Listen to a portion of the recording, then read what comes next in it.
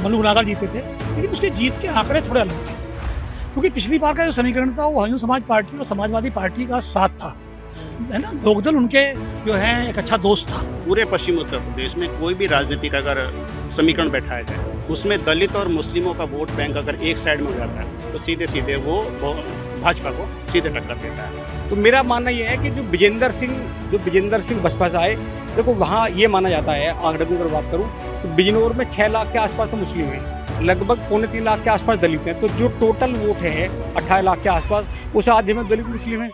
मुसलमान का एक बड़ा हिस्सा जो है वो पहले से पूरे यूपी के अंदर जो है वो इंडिया गठबंधन के साथ खड़ा हुआ दिखाई दिया और खड़ा था और खड़ा है। बिजनौर लोकसभा सीट वो लोकसभा सीट जहां से पहली बार चुनाव जीतकर मायावती संसद पहुंची थी, और इस बिजनौर लोकसभा सीट पर भी सबकी नजरें टिकी हैं कि आखिर बिजनौर में कौन जीतने जा रहा है, बिजनौर की जनता के मन में कौन बसा है और बिजनौर की जनता ने किसका विजय तिलक किया है। इन तमाम वरिष्ठ पत्रकारों से बातचीत करूंगा, और ये देखिए तमाम वरिष्ठ पत्रकार पूरे आंकड़ों के साथ, और ये देखिए पूरे कागज लेके आए हैं, किसको कितनी वोट मिली, कौन किससे आगे है, किसको दोपहर तक कितनी वोट मिली, किसको शाम को कितनी वोट मिली, कौन किससे आगे निकल जाएगा।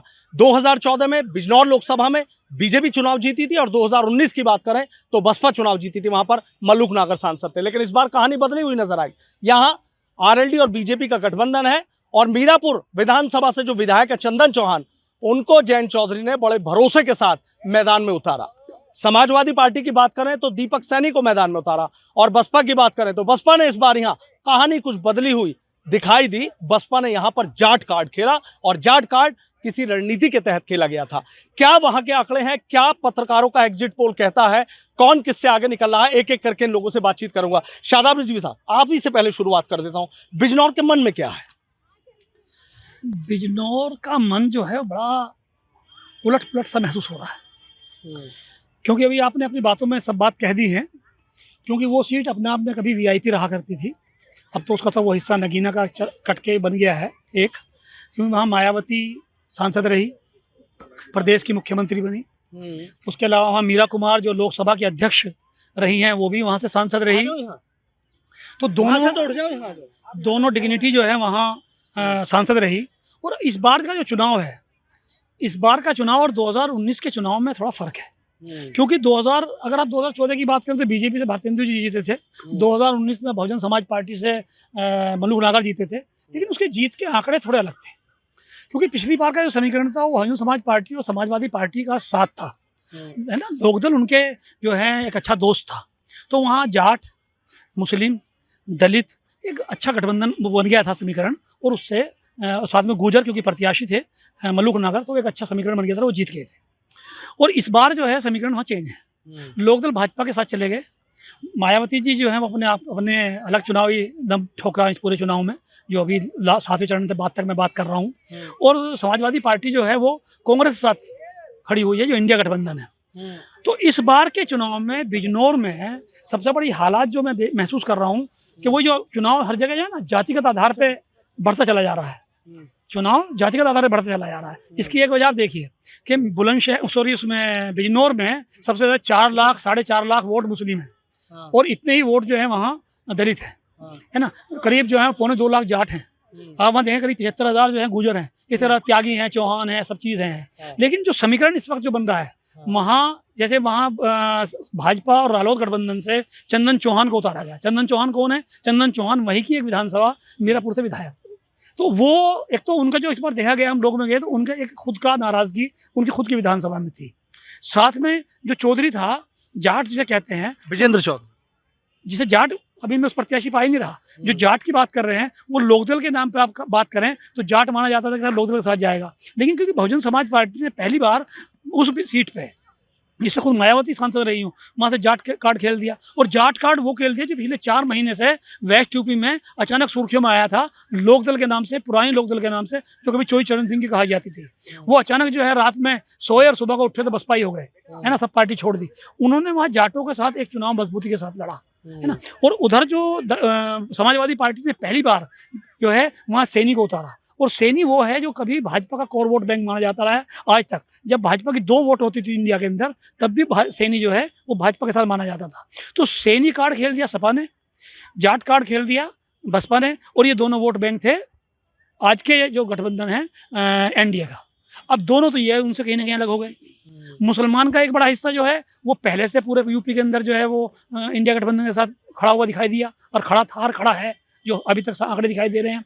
इसके अलावा जो और चीज़ें थी वो उनके साथ जो छोटी मोटी जाति है वो चुनाव प्रभावित करती हैं मुद्दों के साथ तमाम, क्योंकि वेस्ट यूपी है, वेस्ट यूपी में सबसे ज़्यादा प्रभावित अगर कोई अग्निवीर से है तो वो जाट है, अगर कोई उससे परेशान है आवारा पशुओं से तो वो किसान है, अगर वो महंगाई से परेशान है तो आम आदमी है। जो आम मुद्दे थे इनसे भी कोई इफेक्ट जो होता है वो 1%, 2%, 2%, वो सब चीज़ें जो हैं कहीं ना कहीं गठबंधन को घेरने में ये इंडिया गठबंधन जो है वो ज़्यादा सक्सेस हुआ है। तो इसलिए वहाँ का विधायक होने के बावजूद चुनाव जो है वहाँ ठीक ठाक स्थिति में हो गया है। जो चुनाव त्रिकोणीय शुरुआती दौर में लग रहा था वो आखिर के 2 दिन में जो मैंने महसूस किया, क्योंकि वो ये हुआ कि विजेंद्र सिंह जो बसपा से प्रत्याशी है वो कहीं ना कहीं पैसे के बल पर चुनाव लड़ रहे हैं और लोगों को जो है ठेकेदार उनसे पैसा ले रहे हैं और वोटों को बेच रहे हैं। तो एक आम वोटर के बाद उसमें जो मैंने महसूस किया बाद के 2 दिनों में ये ऐसा हुआ, तो इसलिए वो थोड़ा कहीं वो छिटका। और जो एक वहाँ 2 वर्ग हैं मुस्लिमों के, शिया और सुन्नी, शिया वर्ग एक ठीक ठाक स्थिति में वहाँ है, जो मुजफ्फरनगर के इर्द गिर्द है, कलावड़ा है, जानसठ है, तमाम चीज़ें, संबलेड़ा है, वो भी बाद में जाके जो है वो मुस्लिम था ना कि शिया सुन्नी था और वो कहीं ना कहीं गठबंधन के साथ खड़ा था। तो इस स्थिति में भाजपा और इंडिया गठबंधन को जो है वहाँ मजबूती दिखाई पड़ सकती है एनडीए गठबंधन पे, और तीसरा कौन जो है वहाँ बसपा रहेगी। बसपा है। ज्ञान प्रकाश जी, आपके हिसाब से कौन? नहीं, यहाँ पे बेसिकली जो है जो दीपक सैनी के आने से देखिए यहाँ पे पूरा खेल क्या हुआ कि एक मुस्लिम एक बहुत बड़ा जो वोट बैंक है वो एक इंडिया गठबंधन को मिल गया पूरी तरह से उनको। इससे क्या हो रहा है कि समीकरण बिगड़ते हैं पूरी तरह से, समय बिगड़े। लेकिन यहाँ पर जो विजेंद्र सिंह है, विजेंद्र सिंह की छवि बहुत खराब है। विजेंद्र सिंह की छवि इस कदर खराब है, आम आदमी को पता है कि वो किस टाइप का प्रत्याशी है, और बाद में वो अचानक उभरा और जैसे कहते नहीं एक दिन देखा अगले दिन जीतने के ख्वाब लेकर मैदान में आए, फिर धराशायी हो गए। तो विजेंद्र सिंह को लोगों ने सिर्फ पैसे के लिए यूज़ किया, और जब चुनाव आगे बढ़ा और आगे बढ़ता चला गया तो लोगों ने कहा यार ये तो वोट कटवा पार्टी है, और इसके अलावा क्या है। तो जो विजेंद्र सिंह का वोट बैंक था वो जाता हुआ दिख रहा है एनडीए की तरफ। उसमें दलित भी है, जाट तो कटना था ही नहीं। तो पहले अगर विजेंद्र मजबूत करता है तो जाट थोड़ा बहुत गए होंगे जिन्होंने पैसे लिए होंगे उनसे, जिन्होंने ठेकेदारों ने लिए होंगे पैसे। बाकी जाट वोट और दलित वोट का एक बहुत बड़ा हिस्सा एनडीए को, बीजेपी को उसको मिला है, चंद्र चौहान को। तो फाइट बहुत टफ है। और जिस तरह से वहाँ पे किससे है फिर फाइट? दीपक सैनी और इससे मैं क्या कहते हैं समाजवादी, बसपा को आप बाहर कर रहे हैं? बसपा को तो बसपा मजबूत कैंडिडेट था, लेकिन कब? जब लोगों को पता चला कि विजेंद्र सिंह किस टाइप का कैंडिडेट है। तो ये वो आम पब्लिक के दिलों वाला नेता नहीं था, बसपा को था लेकिन आम पब्लिक के दिलों वाला नेता नहीं था। दिलों वाला नेता नहीं था। रवि शर्मा जी क्या कह रहे हैं, वहाँ किसको आपको लग रहा है कि आमने सामने की टक्कर नजर आ रही है? इससे पहले हम लोगों को ये देखना पड़ेगा कि जो पिछले 5 साल में मायावती की राजनीति रही, बहुजन समाजवादी पार्टी की जो राजनीति रही, वो ये रहा कि केवल वो ट्विटर पर ही सक्रिय रहे, और उन्होंने जो भी प्रत्याशी इन दिनों जो चुनाव मैदान में उतारे हैं वो विशेष रूप से भाजपा का गणित बिगाड़ने के लिए रहे। कहीं भी लो, पश्चिम उत्तर प्रदेश की अधिकांश सीटों पर प्रत्याशी का वही उतारा गया, वही जाति समीकरण को देख के कहा कि जो बहुजन समाज इसको भाजपा को नुकसान पहुंचा सकती है, और यहाँ पर भी उन्होंने ये उतारा। लेकिन जो पश्चिम उत्तर प्रदेश की बाकी सीटें हैं वहाँ पर जो विजेंद्र को उतारा है, चूँकि अब जो चुनाव है वो धन बल का रहेगा, और उसमें छवि और उस पर कोई बहुत ज़्यादा लोग जो मतदाता हैं वो बहुत ज़्यादा ध्यान नहीं देते, धन बल पर देते हैं। तो सीधे सीधे मुझे लगता है कि बिजनौर लोकसभा सीट एक ऐसी होगी जिसमें भाजपा को सीधी टक्कर बसपा दे रही है। बसपा से है। सर आपके हिसाब से क्या, आपके भी आंकड़े देख रहा हूँ, आप भी आंकड़े लेकर आए हैं? हाँ, मेरे पास तो जो सूचनाएं हैं उनके मुताबिक जो सीधा मुकाबला है वो चंदन चौहान और दीपक सैनी के बीच है। अच्छा। मेरी जो सूचनाएं हैं, मैं खुद उस लोकसभा क्षेत्र में नहीं गया था, लेकिन मेरे जो विश्वस्त साथी हैं जिनसे मैं बात करता हूँ उनसे मिली सूचनाओं के मुताबिक पूरे इलाके में जो स्थितियाँ हैं उनमें चंदन चौहान और दीपक सैनी के बीच ही मुकाबला है। कुछ वोट मुस्लिमों के जो मुजफ्फरनगर ज़िले में पड़ते हैं लेकिन उस लोकसभा क्षेत्र में पड़ते हैं, वो ज़रूर विजेंद्र सिंह की तरफ, जो बसपा वाले हैं उनकी तरफ गए थे, तो उनसे स्थिति थोड़ा अस्पष्ट हुई है।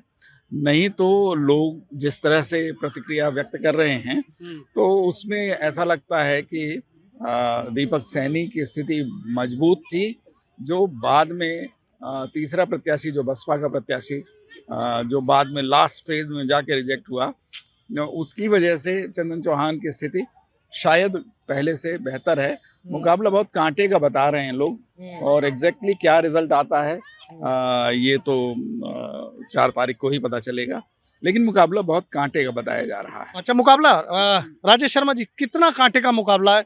अभी आपने देखा श्रीकांत अस्थाना जी कह रहे हैं कि बिजनौर में तो बड़े कांटे का मुकाबला है। देखो ऐसा ना, आप सब बहुत वरिष्ठ पत्रकार हैं और पॉलिटिकल विश्लेषक भी हैं, आपका आकलन मेरे ख्याल में बहुत बेहतर होता है। मैं एक बार बता दूं बिजनौर के बारे में। बिजनौर में 5 विधानसभा सीटें हैं, एक पुरकाजी है, मीरापुर है, आपका चांदपुर है, बिजनौर है और हस्तिनापुर है। ये 5 विधानसभा वाली लोकसभा है, और चूंकि इसकी दूरी बहुत है, ये बड़ा अटपटा क्षेत्र है। यहाँ अगर हम पश्चिम यूपी की बात करें तो सबसे अटपटा यहाँ बिजनौर ही है, एकदम 2-3 जिलों का उसमें टच होता है। तो आप ये देखिए कि जब 2014 का चुनाव होता है, वहाँ मोदी जी की लहर होती है, सरदने में दंगा होता है, तो उस समय यहाँ जो बीजेपी के वरिष्ठ नेता थे, राजा भारतेंदु जीत जाते हैं, और वो जीतते हैं 1.5 लाख वोटों से। जैसे ही 2019 का चुनाव आता है तो 2019 में वो 65,500 वोट से हार जाते हैं, क्योंकि सपा और बसपा का गठबंधन था उस समय, और उसमें मलूक नागर जीत जाते हैं। इस बार का जो समीकरण है, क्योंकि ये समीकरण बड़ा उल्टा है इस बार का, जैसे मैंने पहले बताया कि ये टोटल जातियों पे, अगर ये हिंदुत्व के आधार पर अगर ये चुनाव हो तो यहाँ नो डाउट चंदन सिंह चौहान सबसे अव्वल है। लेकिन मुझे लगता है कि चंदन सिंह चौहान और दीपक सैनी, इनका मुकाबला इसलिए है, जो जाट वोट है, विजेंद्र सिंह को लाख कोई बहुत कमजोर प्रत्याशी माने, लेकिन मुझे लगता है कि चांदपुर और बिजनौर 2 ऐसी विधानसभा है जहां जाट वोट विजेंद्र सिंह को मिला, और जो वहाँ जाट वोट विजेंद्र सिंह को मिला वो कहीं ना कहीं चंदन चौहान को नुकसान पहुंचाने वाला है। आप देखिए इस बार लगभग 59% मतदान हुआ है, जबकि 2019 में यही 67% मतदान हुआ था। ये जो 7% मतदान कम हुआ है, ये मतदान मुझे लगता है कि जो जैसी स्थिति बागपत की थी कि यहाँ गठबंधन हुआ, और गठबंधन बीजेपी और लोकदल, इसके जो पदाधिकारी थे, मैं वहाँ रहा बिजनौर में, कई राउंड लगे, बहुत सारे लोगों से बात हुई। आप देखिए जो यहाँ क्षत्रिय मूवमेंट चला वेस्ट यूपी में, उसका असर बिजनौर में देखने को मिला। जो यहाँ ठाकुर मूवमेंट था, उसने कहीं ना कहीं जो गठबंधन था इसके खिलाफ, जो बीजेपी लोकदल गठबंधन, इसके खिलाफ वोट डालने का प्रयास किया। और मुझे लगता है कि अगर 10 से 15% वोट भी उन्होंने दीपक सैनी के पक्ष में डाला होगा तो इसका नुकसान सीधे तौर पर चंदन सिंह चौहान को है। चंदन चौहान को आपके हिसाब से किसे नुकसान, किसे फायदा? मेरा जहाँ तक बिजनौर सीट की बात है, बिजनौर में चंदन चौहान और समाजवादी पार्टी के बीच ही मुख्य मुकाबला माना जा रहा है। हालांकि विजेंद्र सिंह ने मजबूत चुनाव लड़ा है, एन वक्त पर उनकी घोषणा हुई, उनका शुरू से कोई बसपा में वो नहीं थे, है ना। चुनाव से कुछ दिन पहले बसपा में शामिल हुए, अचानक उन्हें एकदम प्रत्याशी घोषित कर दिया गया और मजबूत चुनाव लड़ा है। लेकिन फिर भी जो आंकड़ों के आधार पर लगता है वो चंदन चौहान और दीपक सैनी के बीच ही मुख्य मुकाबला माना। अच्छा, मुख्य मुकाबला। सर आपके हिसाब से ये तो वही बात, आपकी वाली बात दोहरा रहे हैं कि भाई अगर यहाँ मुकाबले की बात करें तो साइकिल और कमल, इन दोनों के बीच, मतलब साइकिल और नल के बीच उनका गठबंधन है। मतलब बसपा को किस वजह से आप आउट मान रहे हैं? बसपा का एक तो ना तो कैडर उसका कोई रह गया है। 5 सालों में, पिछले 5 सालों में वहाँ पार्टी ने कहीं कुछ काम तो किया नहीं है। दरअसल अगर आप देखें तो बसपा का संगठन पूरे प्रदेश में ही शून्य होने की ओर बढ़ा है। वो 5 साल बाद अचानक चुनाव के समय खड़े होके आने वाली पार्टियां, तो वो निजी तौर पर कोई प्रत्याशी कहीं बहुत अच्छा कर ले, संगठन के स्तर पर, पार्टी के स्तर पर तो उनका प्रदर्शन कहीं भी ठीक नहीं होना है। वो अपनी विश्वसनीयता खो रही हैं। मायावती और उनकी पार्टी, उनकी विश्वसनीयता लगातार घटी है। उनका जो समुदाय, जो पक्का वोटर माना जाता था, उनके बीच भी आज उनकी वो विश्वसनीयता नहीं है। तो जहां भी अगर बसपा का कोई प्रत्याशी कुछ बेहतर कर पा रहा है तो वो निजी तौर पर अपनी परफॉर्मेंस उसकी है। मेरा मानना है, या मेरे पास जो सूचनाएं हैं उसके आधार पर, पार्टी संगठन की स्थिति बहुत खराब है। तो पार्टी से कोई मदद नहीं। जाति के आधार पर विजेंद्र सिंह को वहाँ जो कुछ जाट क्षेत्रों में जो वोट मिले हैं, उनके आधार पर यह है कि उन्होंने संतुलन बिगाड़ा है, समीकरण बिगाड़ा है, और वो जो वोट कटे हैं वो चंदन चौहान के ही वोट कटे हैं। तो ऐसे में उनकी परफॉर्मेंस जितनी बेहतर होगी, दीपक सैनी की परफॉर्मेंस उसकी तुलना में और बेहतर हो जाएगी। मतलब जितने ज़्यादा वोट बसपा प्रत्याशी पाएगा उतना बेहतर होगा इंडी गठबंधन का जो प्रत्याशी है दीपक सैनी, उसके लिए। हाँ। रवि शर्मा जी, आप मुझे बताइए कि जिस तरीके से मायावती ने एक दाव भी तो चला था कि पश्चिम उत्तर प्रदेश को अलग राज्य बनाने का दाव भी उन्होंने चला था, बहुत बातें कही थी, तो जाट और मुस्लिम एक साथ आ जाएं, तमाम तरह की बातें। तो समीकरण तो यही सोच करके किया था। जहाँ भी प्रत्याशी उतारे गए हैं उसमें यही देखा है कि अगर पूरे पश्चिम उत्तर प्रदेश में कोई भी राजनीतिक अगर समीकरण बैठाया जाए, उसमें दलित और मुस्लिमों का वोट बैंक अगर एक साइड में हो जाता है तो सीधे सीधे वो भाजपा को सीधे टक्कर देता है। तो यही सोच करके उन्होंने ये किया था, लेकिन वो परवान नहीं चढ़ पाया। नहीं चल पाया।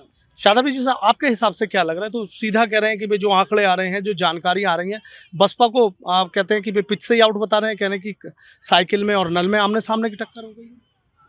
देखिए, बसपा पिच से आउट नहीं है, वो मैदान में ही नहीं है बहुत सारी सीटों पर। अगर 2-4 पूरे यूपी की बात करें, पूरे यूपी की अगर आप बात करें तो उनमें ही 2-4 सीटों को अगर आप छोड़ देंगे, बहुत ज़्यादा ऐसा नहीं है कि बहुत संघर्ष में है। बस कहीं कहीं ये त्रिकोणीय स्थिति में है, सीधे मुकाबले तो 1-2 सीटों पर होगी। वही स्थिति बिजनौर की है। बिजनौर में क्या है कि जितना जाति जो अब हम इसको कैसे भूल जाए कि जातिगत आधार पर चुनाव हो रहा है। अगर जातिगत आधार पर हो रहा है तो वहाँ फिर बिजनौर, अगर हम किसी और सीट पे लोकदल के साथ खड़ा करते हैं जाट को, तो यहाँ इसके साथ क्यों नहीं खड़ा कर सकते हैं विजेंद्र के साथ? तो जितना वोट विजेंद्र को मिलेगा बसपा के कैंडिडेट को, उतना नुकसान इंडिया गठबंधन और एनडीए को होगा। जितना दलित, क्योंकि दलित के बारे में साफ साफ है इस बार कि दलित ये मान के चल रहा है विधानसभा और लोकसभा में उसकी अलग अलग पृष्ठभूमि होती है। चाहे 2022 देख लो, 2019 देख लो, क्या कोई भी देख लो, उसमें क्या होता है जब प्रधानमंत्री की बात आती है तो उन्हें पता है कि बसपा बहुजन समाज पार्टी इस स्थिति में नहीं है कि वो इतनी सीट ले आएगी कि हमारी मायावती प्रधानमंत्री बन जाएंगी। तो फिर वो चाहता है कि जो बीजेपी को हराए, मुस्लिमों वाली कैंडिडेट हो जाती है। क्योंकि दलित ये कहता है कि सबसे पहले बीजेपी के निशाने मुस्लिम होता है और सेकंड पे हम, चाहे वो संविधान बदलने की बात हो, चाहे वो आरक्षण खत्म करने की बात हो, तो उसमें दलित अपने आप को मारता है। तो इस ऐसी स्थिति में अपना वोट खराब न करके, दलित सब जगह बटा है, ठीक ठाक बटा है, तो अगर वो जितना उसमें बटेगा उतना नुकसान उसमें भी जो है वो बसपा को ही होगा। या तो एनडीए पे जाएगा या इंडिया पे जाएगा। अब जितना जाट जो है जातिगत आधार पर कटेगा, उतना ही दलित जो है वो एनडीए पे जा सकता है, और अगर वो जाएगा तो उनकी भरपाई किसी न किसी हद तक हो सकती है। लेकिन ये साफ है, जितना मैंने देखा, जितना मैंने सुना, जितना मैं वहाँ गया और मेरी लोगों से बात हुई, उसके हिसाब से देखिए समीकरण तो वहाँ सीधे सीधे एनडीए और इंडिया के ही हैं। लेकिन कोई करिश्मा अगर हो जाए, विजेंद्र सिंह वो चाहे धनबल के आधार पर, चाहे फला के आधार पर, शुरुआती दौर में जो उनका एक सिनेरियो गया, लोगों के दिमाग में गया कि बड़ा प्रत्याशी है और बहुत बड़ा वोट उनको मिला होगा। मैं तो ये कह रहा हूँ जाट का 100% डिवाइड हुआ है, वहाँ बड़ा हिस्सा हो सकता है एनडीए पे चला गया हो, जैन को कोई बड़ा नेता मानते हैं, तो मुझे नहीं लगता कि उनको बहुत ज़्यादा वोट मिला होगा। गठबंधन दोनों चुनाव दोनों गठबंधन में है और वहाँ इसी स्थिति में होना चाहिए, ये मेरी अपनी सोच है। हो सकता है कि वहाँ दूसरा परिणाम 4 तारीख को आ जाए, कोई आश्चर्यजनक या कोई इस तरह, मुझे नहीं लगता। गठबंधन दोनों गठबंधन में चुनाव में। रविंद्र राणा जी, बिजनौर की बात चल रही है और सबके अपने अपने तर्क हैं। कोई कह रहा है कि सीधा समाजवादी पार्टी में और बीजेपी में लड़ाई है, कोई कह रहा है कि बसपा फाइट में, कोई कह रहा है बसपा फाइट में है ही नहीं। आपके हिसाब से क्या है? मुझे ऐसा लगता है कि बीएसपी वहाँ फाइट में नहीं है, क्योंकि एक तो जो मुस्लिम वोट है वो समाजवादी पार्टी के पास शिफ्ट हो गया है। दूसरा, उनका जो कैंडिडेट है वो सैनी कैंडिडेट है, उनके फादर वहाँ एमएलए हैं। और ये जो इक्वेशन है, सोशल इक्वेशन, ये थोड़ा सा एनडीए को मुश्किल में डालने वाला है, क्योंकि सैनी वोट बैंक माना जाता है बीजेपी का वेस्टर्न यूपी में। तो ऐसे में यहाँ पे लोग ये कह रहे हैं कि साहब जाट वोट डिवाइड हो जाएगा बीएसपी के और एनडीए के बीच में, आरएलडी के कैंडिडेट के बीच में। तो मुझे लगता है कि उसकी पॉसिबिलिटी बहुत कम है। 2009 में सेम इक्वेशन पे यहाँ पे इलेक्शन हुआ था और चंदन चौहान जो एनडीए के कैंडिडेट हैं, उनके father Sanjay Chauhan same equation पे यहाँ से सीट निकाल के गए थे। तो मुझे लगता है गुजर वोटर प्लस जाट वोट और इसके अलावा बीजेपी का जो कोर वोटर है वो मिला के वो थोड़ा कंफर्टेबल सिचुएशन में है। फाइट समाजवादी पार्टी और एनडीए के बीच में। अच्छा, समाजवादी पार्टी और एनडीए के बीच है, आपको क्या लग रहा है? देखिए, बेसिकली मैंने आपको पहले बताया कि मायावती का जो है संगठन था, मायावती जो चाहती थी यहाँ पे कि हमारे दलित के साथ मुस्लिम जुड़ जाएगा, वो इसी बिहार पे वो प्रत्याशी खड़े कर रही थी।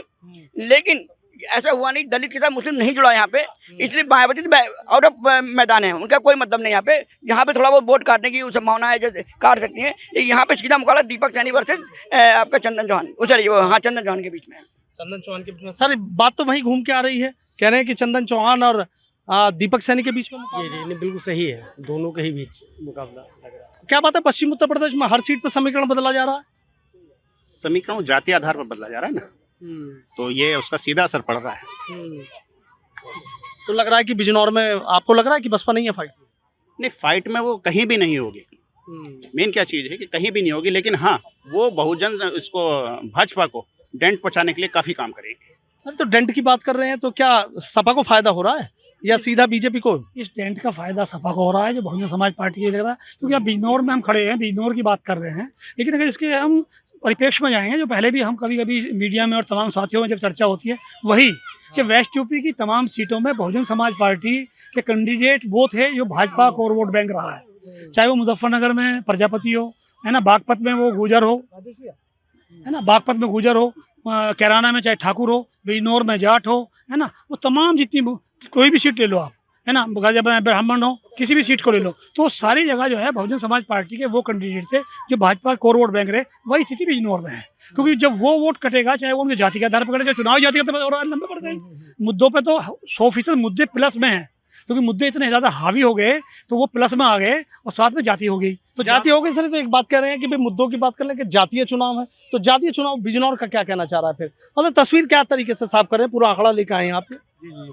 देखिए सर, ऐसा है, जब चुनाव से पहले जब गठबंधन होता है लोकदल और भाजपा का, तो पुरकाजी के विधायक होते हैं अनिल कुमार, वो सुरक्षित सीट है, लोकदल के विधायक होते हैं वो, और वो मंत्री बन जाते हैं। मंत्री बनने के बाद में जो पुरकाजी जो सुरक्षित सीट है, वहाँ दलितों को उन पर अच्छा वर्चस्व भी है अनिल कुमार पे।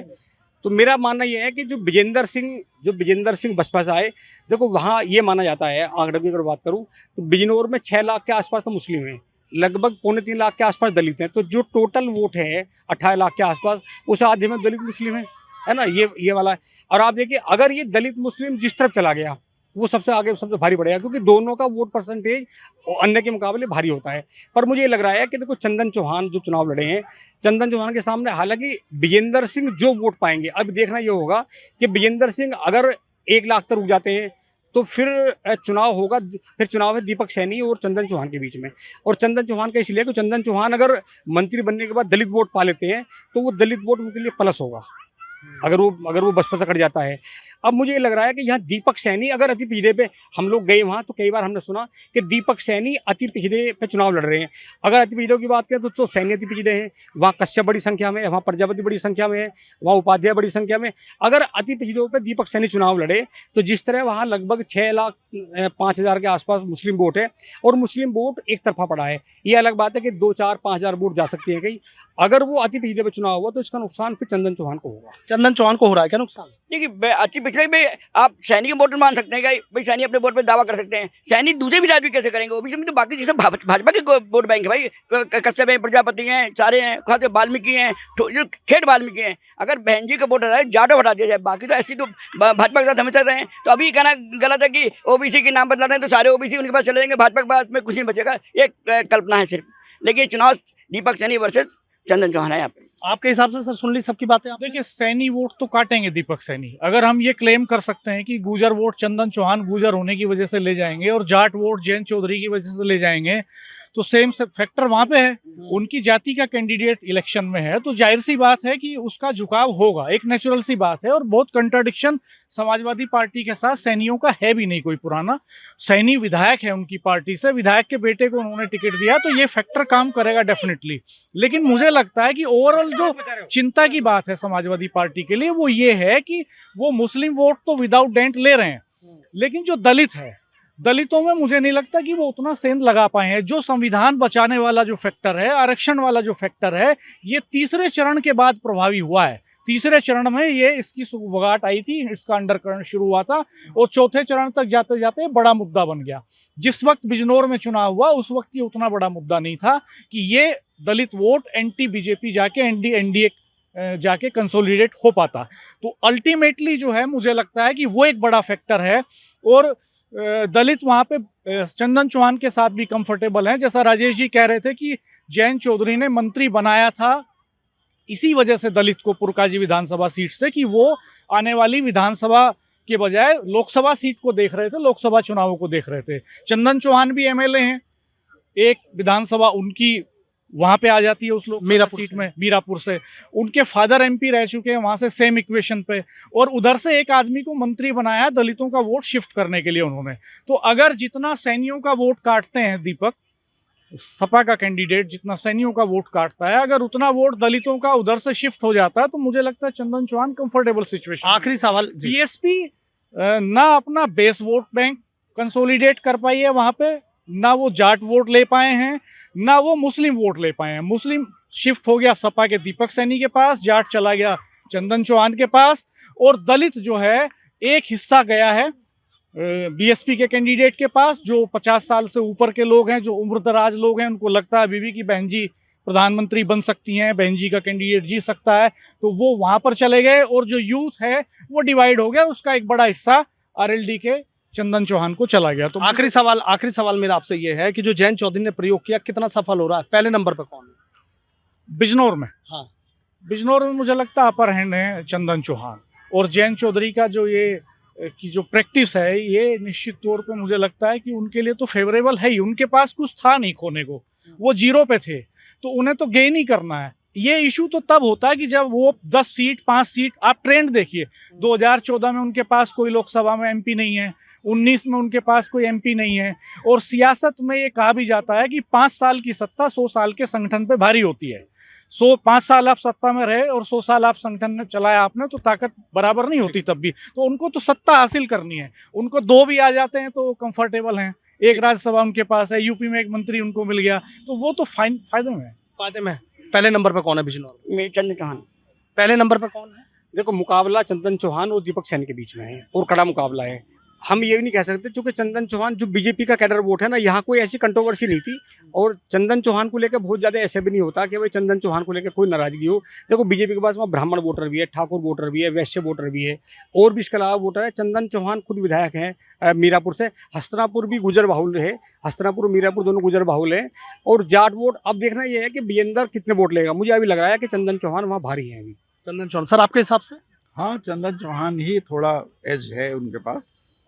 ठीक है, आपके हिसाब से? हाँ, देखो, एक तरह बीजेपी तो है ही है, और उस हिसाब से चंदन चौहान थोड़ा बेटर है, लेकिन आप कुछ भी कह सकते हैं, चुनाव परिणाम से बारे में कह सकते हैं, लेकिन उसकी पॉसिबिलिटी ज़्यादा बनती दिखती आपके हिसाब से? चंदन चौहान। आपके हिसाब से? चंदन चौहान और दीपक सैनी के बीच मजबूत मुकाबला है। इन दोनों में से अगर एक की बात करें तो चंदन चौहान को मजबूत कहा जा सकता है। ठीक है, बहुत बहुत शुक्रिया। तो देखिए, तमाम वरिष्ठ पत्रकारों से हमने बात की, उन्होंने अपना एग्जिट पोल बता दिया है, पूरे आंकड़ों के साथ आए थे, कितनी वोटें दलित वोटें हैं वहाँ, कितनी और वोटें हैं, कितनी मुस्लिम वोटें हैं, पूरा आंकड़ा इन लोगों ने अपने सामने रखा है। और सीधा इन लोगों का ज़्यादातर का जो एग्जिट पोल है वो चंदन चौहान के पक्ष में नजर आ रहा है। लेकिन कहते हैं ना कि चुनाव में कुछ भी हो सकता है।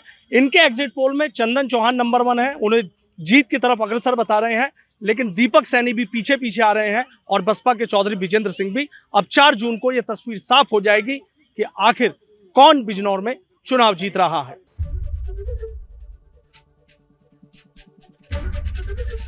एबीपी गंगा, खबर आपकी, जुबान आपकी।